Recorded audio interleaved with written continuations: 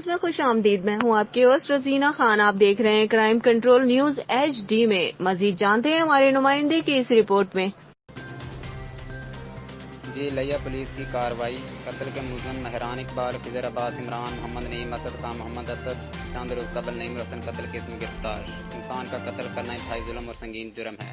ایسے ظالم کسی رعایت کے مستحق نہیں. ملزمان کے خلاف سخت قانونی کارروائی عمل میں لائی جائے گی. انہیں قرار واقعی سزا دلوائی جا سکے. SHO تھانہ صدر لیا.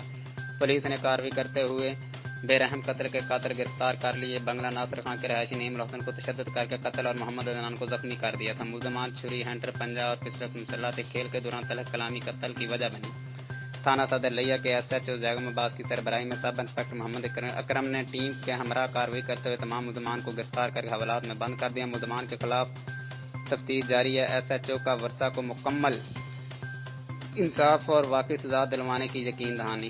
طارق نفیس، بیورو چیف، CC نیوز لیا. اپنی ہوسٹ روزینہ خان کو دیجیے اجازت. مزید خبروں اور اپڈیٹ کے لیے دیکھتے رہیں crime control Urdu news HD. اللہ حافظ.